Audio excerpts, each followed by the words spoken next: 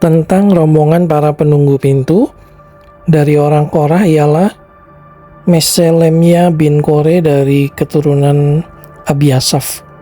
Meselemia mempunyai anak-anak yakni Zakaria anak sulung, Yediael anak yang kedua, Sebaja anak yang ketiga, Yatniel anak yang keempat, Elam anak yang kelima, Yohanan anak yang keenam, Elioenai anak yang ketujuh.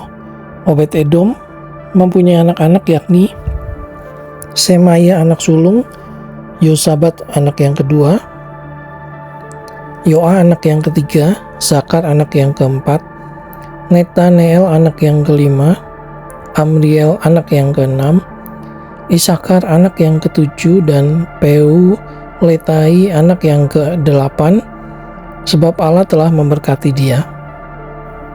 Bagi Semaya anak Obed-Edom itu lahir anak-anak, mereka memegang pemerintahan di antara puak mereka, sebab mereka itu adalah pahlawan-pahlawan yang gagah perkasa. Anak-anak Semaya ialah Otni, Refael, Obed, dan Elzabat, serta saudara-saudaranya yakni Elihu dan Semakya, orang-orang gagah perkasa. Mereka sekalian adalah dari keturunan Obed-Edom, yakni mereka sendiri, anak-anak mereka, dan saudara-saudara mereka, masing-masing orang yang gagah perkasa, cakap untuk pekerjaan itu. 62 orang jumlahnya dari Obed-Edom, dan Meselemia mempunyai 18 orang anak dan saudara, orang-orang yang gagah perkasa. Hosa dari Bani Merari mempunyai anak-anak yakni Simri, seorang kepala, sebab sekalipun ia bukan anak sulung, tetapi ayahnya mengangkat dia menjadi kepala. Hilkia anak yang kedua, Tebalia anak yang ketiga, dan Zakaria anak yang keempat. Semua anak dan saudara Hosa itu ada 13 orang. Rombongan-rombongan para penunggu pintu itu yang dibagi menurut kepala kaum mempunyai tugas melayani di rumah Tuhan. Sama seperti saudara-saudara sesuku mereka, untuk setiap pintu gerbang mereka membuang undi menurut puak-puak mereka, baik puak yang kecil maupun puak yang besar. Undian untuk pintu timur jatuh pada Selemnya. Selanjutnya mereka membuang undi bagi Zakaria anaknya, seorang penasehat yang berakal budi. Lalu jatuhlah undiannya untuk pintu utara. Bagi Obed-Edom ialah pintu selatan, dan bagi anak-anaknya gudang perlengkapan. Bagi Supim dan Hosa ialah pintu barat beserta pintu gerbang Syaleket di pintu raya tanjakan. Penjaga yang satu ditaruh berdampingan dengan penjaga yang lain. Di sebelah timur ada 6 orang setiap hari. Di sebelah utara ada 4 orang setiap hari. Di sebelah selatan ada 4 orang setiap hari. Tetapi pada gudang perlengkapan selalu ada 2 orang. Pada parbar di sebelah barat 4 orang di jalan raya dan 2 orang pada parbar. Itulah rombongan-rombongan para penunggu pintu dari Bani Korah dan dari Bani Merari. Orang-orang Lewi, saudara-saudara sesuku mereka yang mengawasi perbendaharaan rumah Allah dan yang mengawasi perbendaharaan barang-barang kudus. Bani Ladan yakni keturunan Gerson melalui Ladan mempunyai orang-orang Yehiel sebagai kepala puak. Keturunan Yehiel yakni Zetam dan Yoel saudaranya mengawasi perbendaharaan rumah Tuhan. Dari orang Amram, orang Yezar, orang Hebron, dan orang Uziel adalah Sebuel bin Gersom bin Musa yang menjadi kepala perbendaharaan. Sanak saudara Sebuel melalui Eliezer ialah Rehabya anak Eliezer, dan Yesaya anak Rehabya, dan Yoram anak Yesaya, dan Sikri anak Yoram, dan Selomit anak Sikri.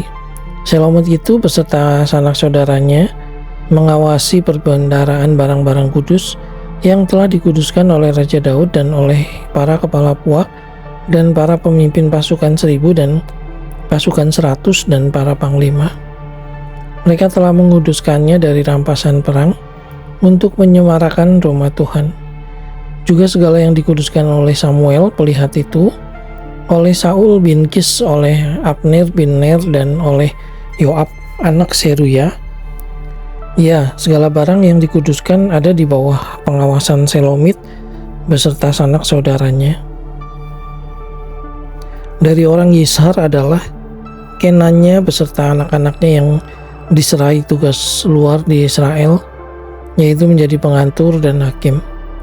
Dari orang Hebron adalah Hasabia beserta sanak saudaranya, orang-orang gagah perkasa, yaitu 1.700 orang jumlahnya yang diserahi urusan pemerintahan Israel di sebelah barat Sungai Yordan dalam segala urusan untuk Tuhan dan segala pekerjaan untuk raja. Dari orang Hebron adalah Yeria yang menjadi kepala.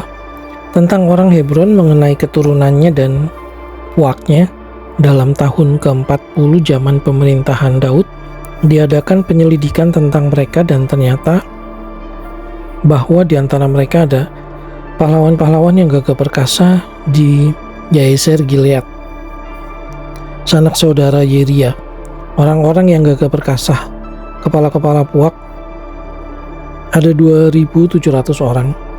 Mereka itu diangkat Raja Daud mengawasi orang Ruben, orang Gad, dan suku Manasye yang setengah itu dalam segala perkara untuk Allah dan segala perkara untuk raja.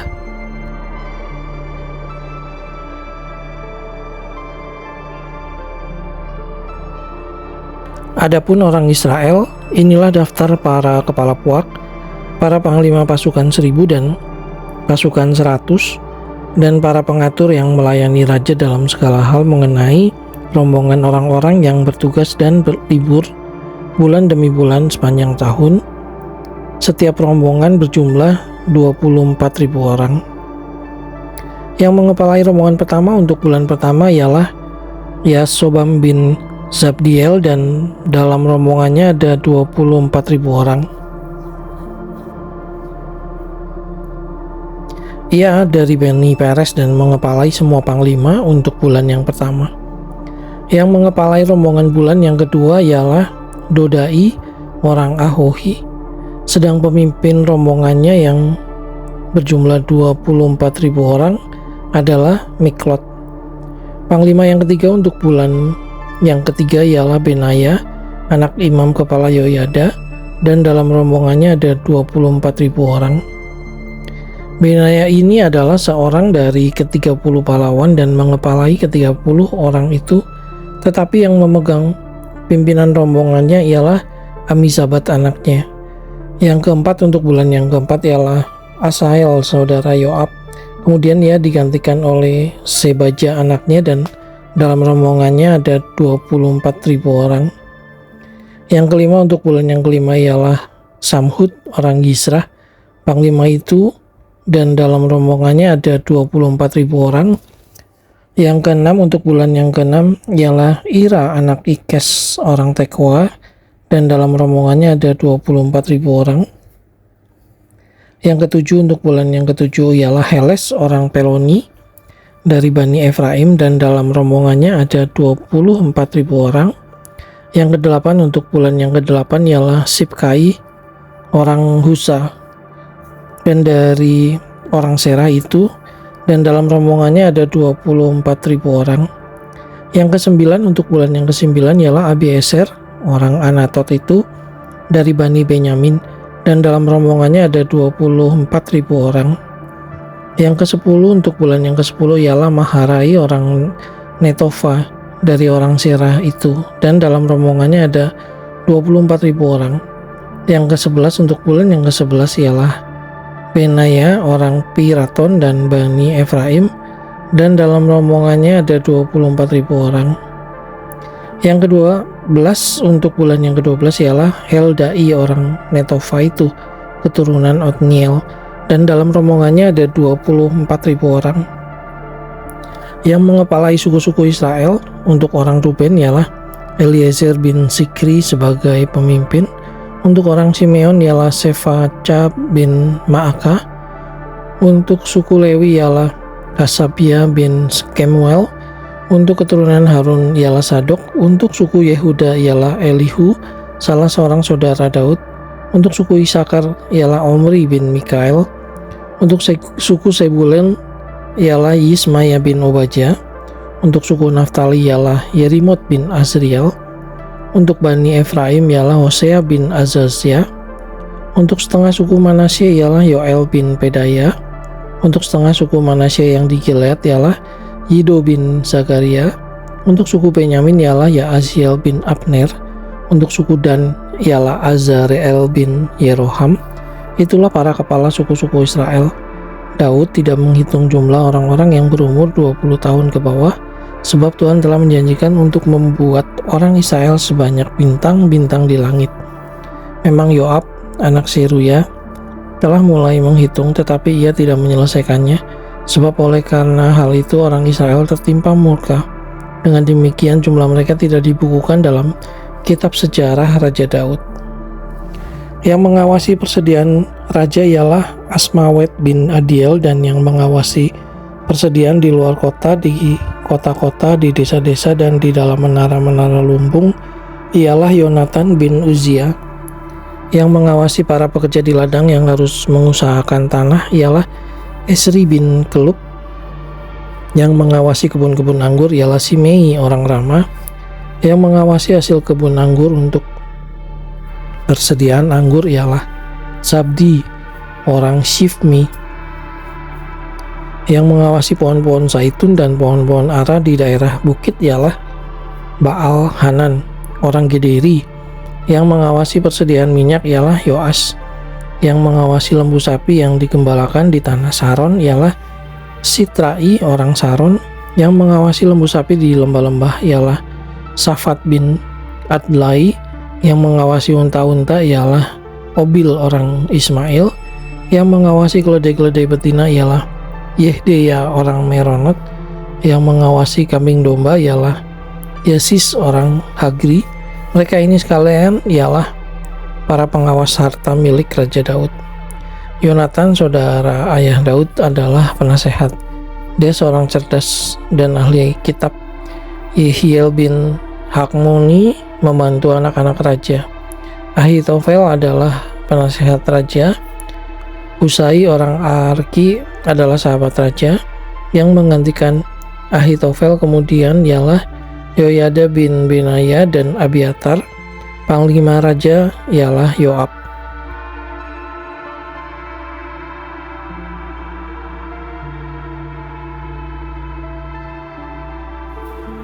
Daud mengumpulkan di Yerusalem segala pembesar Israel, yakni para kepala suku, para pemimpin rombongan, orang-orang yang melayani raja, para kepala pasukan 1000 dan kepala pasukan 100, serta para kepala harta benda dan termasuk ternak kepunyaan raja dan anak-anaknya. Bersama-sama mereka juga para pegawai istana dan para perwira dan semua pahlawan yang gagah perkasa. Lalu berdirilah Raja Daud dan berkata, "Dengarlah, hai saudara-saudaraku dan bangsaku, aku bermaksud hendak mendirikan rumah perhentian untuk tabut perjanjian Tuhan dan untuk tumpuan kaki Allah kita. Juga aku telah membuat persediaan untuk mendirikannya. Tetapi Allah telah berfirman kepadaku, engkau tidak akan mendirikan rumah bagi namaku, sebab engkau ini seorang prajurit dan telah menumpahkan darah. Namun Tuhan Allah Israel telah memilih aku dari antara segenap puakku untuk menjadi raja atas Israel selama-lamanya, sebab ia telah memilih Yehuda menjadi pemimpin, dan puakku dari antara kaum Yehuda. Dan dari antara anak-anak ayahku, ia berkenan kepadaku untuk mengangkat aku sebagai raja atas seluruh Israel.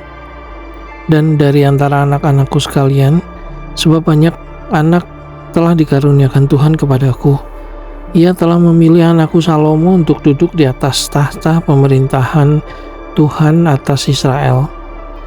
Ia telah berfirman kepadaku, Salomo anakmu, dialah yang akan mendirikan rumahku dan pelataranku, sebab aku telah memilih dia menjadi anakku dan aku akan menjadi bapaknya.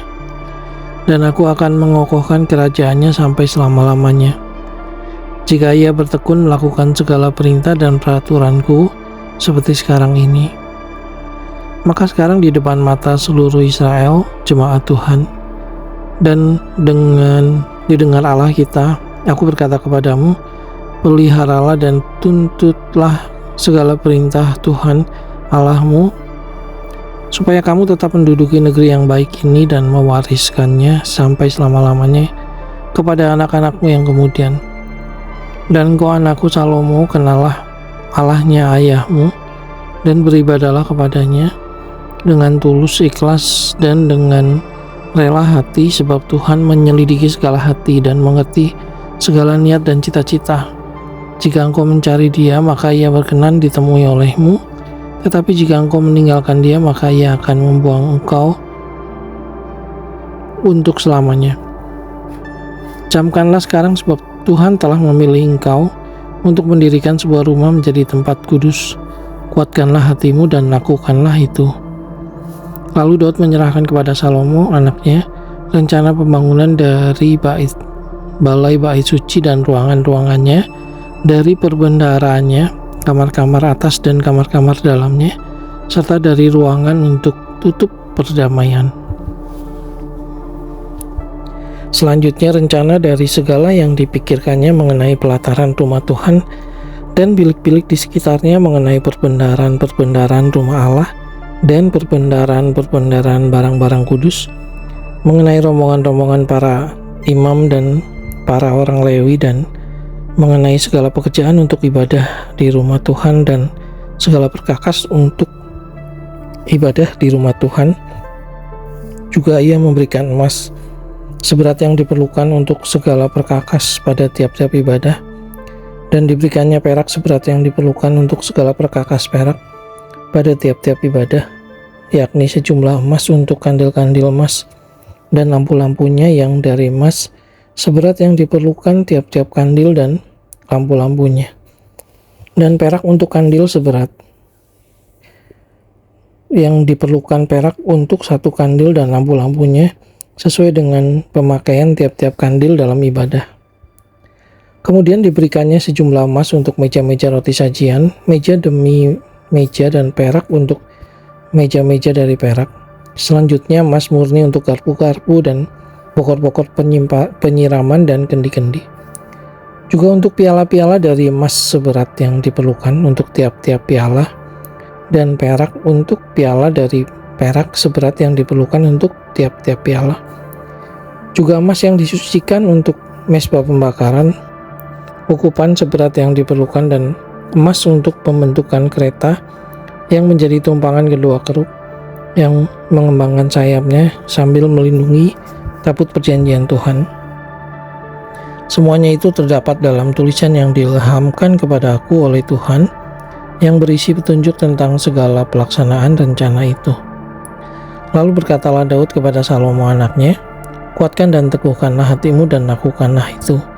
Janganlah takut dan janganlah tawar hati, sebab Tuhan Allahku menyertai engkau. Ia tidak akan membiarkan dan meninggalkan engkau sampai segala pekerjaan untuk ibadah di rumah Allah selesai. Sesungguhnya rombongan para imam dan para orang Lewi ada untuk melakukan segala ibadah di rumah Allah, dan ada beberapa sukarelawan yang ahli dalam setiap tugas yang dapat membantu engkau. Juga para pemimpin dan seluruh rakyat ini sepenuhnya ada di bawah perintahmu.